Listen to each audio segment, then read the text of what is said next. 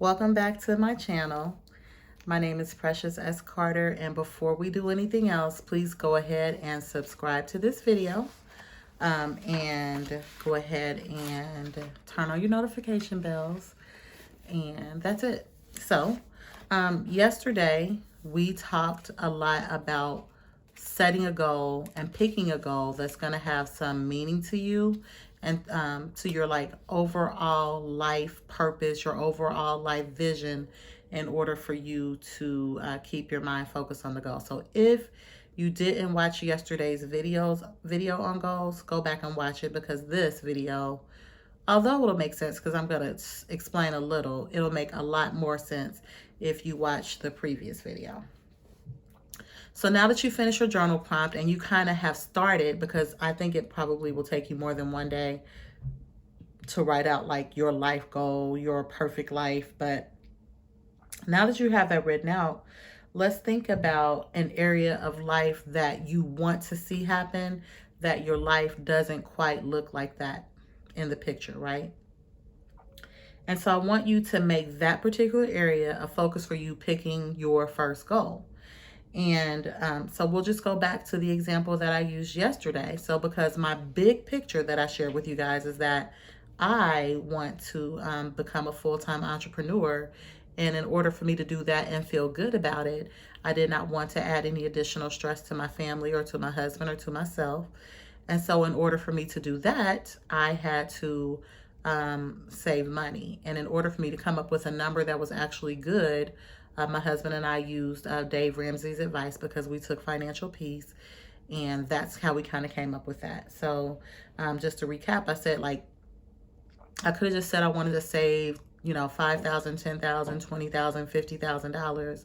But unless I tied a meaning to that number, unless I tied it into something that was really important to me, it wasn't going to be something that I actually stayed focused on, because none of us really pay attention to things that aren't important.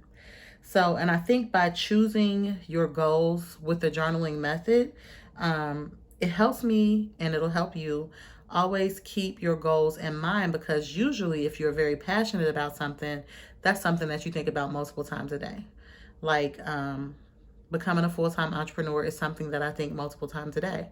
And because of that, multiple times a day, I try to put myself in the mindset of what it is that I need to do in order to attain that goal, right? Or in order to maintain that goal, right? Because that's something that can easily change if I stop doing the work that I need to do. So the more you keep it in mind, the more your chances of success are going to increase, because you'll be focused on it. So you'll be doing the things that you need to do in order to achieve it. So we saw that I wanted to have X amount of money in the bank in order to put me on track with not adding stress, and even being able to walk away in my mind. Although my husband has encouraged me many times up to that point, like, you should just do it. Like, you can do it. I know you can do it. You're going to be good at it.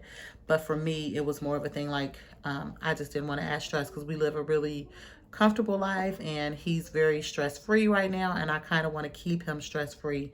And, savings for me, it meant not stressing him, and savings for him, it meant not stressing him, because like, his emotions get very closely tied to us not having the things that we need. And so it's very important to us for two different reasons, but we were both very focused on it. So that goal of saving the X amount, which I placed a value on it for the sake of this, because it's an easy number and it'll help you kind of break it down. So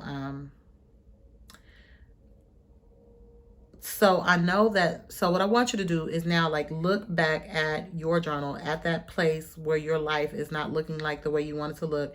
Pick one goal. It doesn't have to be a financial goal. Today I'm going to go through a financial goal, but tomorrow I'm going to share with you a goal that's not necessarily a financial goal. And I'll show you how I set it so that you can see that this system will work with anything.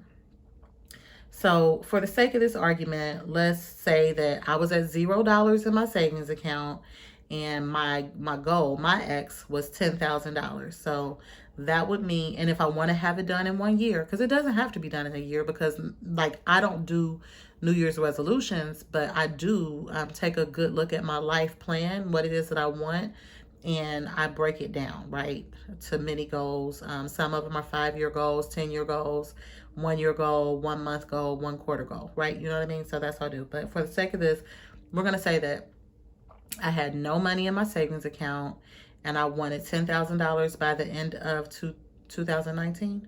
I think that's the year that we're talking about. And it needed to be done.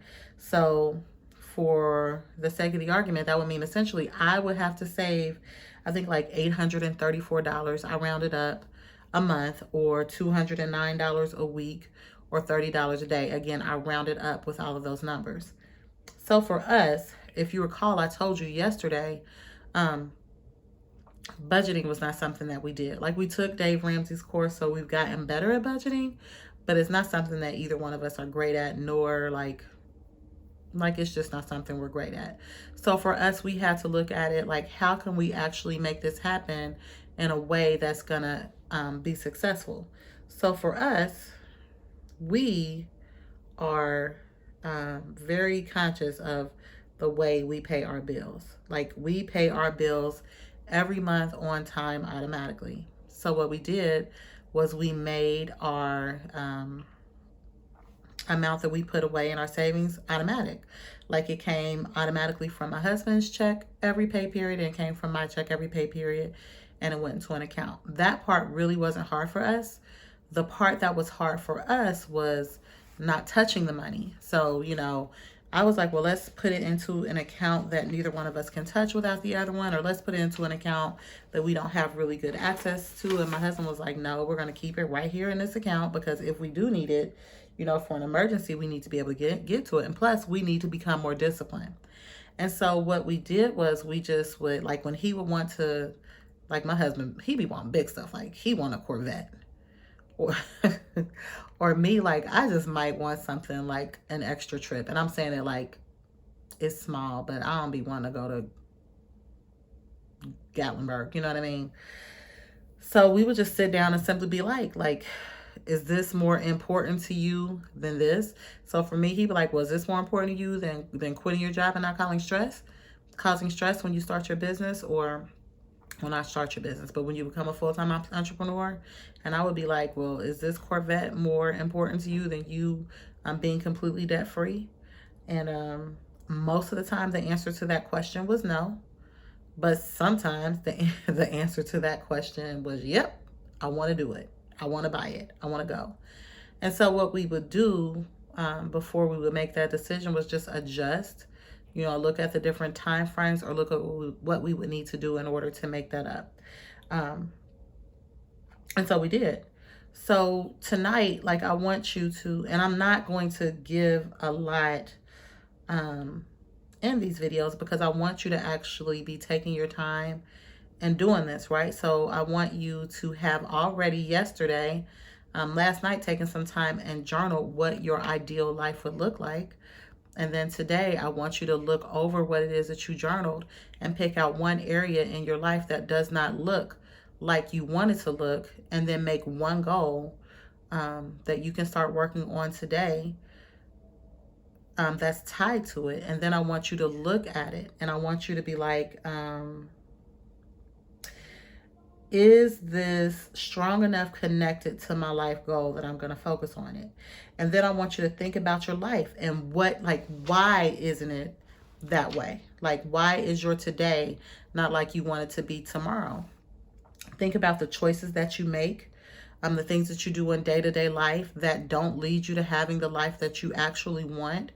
Think about all the barriers that might come up between, what you have today versus what you want, and decide, is this goal something that I want to work on right now? Because if the barriers, which are the things that you likely just like to do, whether it's going out to eat a lot, whether it's spending a lot of time you're watching TV, whether it's, whatever your thing is that's stopping you from getting there, you got to be realistic with yourself and decide, is this something that you can actually change right now? Or should you go back and look at your life goal plan and see, maybe focus on something else first? If after you've done that, you've decided that this is something that you actually want to work on now, I want you to write it down on paper. I want you to put it in your phone and set a weekly reminder to look at it. And then I want you to start to think about what are some things that you do in your everyday life that would prevent you from reaching that goal. And I want you to write those down too. So if you have any questions, go ahead and drop them in the comments. I do respond to comments. If you email me or inbox me, you can go ahead and do that. I do reply to all of my emails and all of my inboxes unless they're like spam. I'm not going to waste my time with you in that area. Don't forget to subscribe and don't forget to turn on your notification bells and share this with someone that you think would value the content. And I'll see you again here tomorrow and we're going to talk about the next step. Thanks.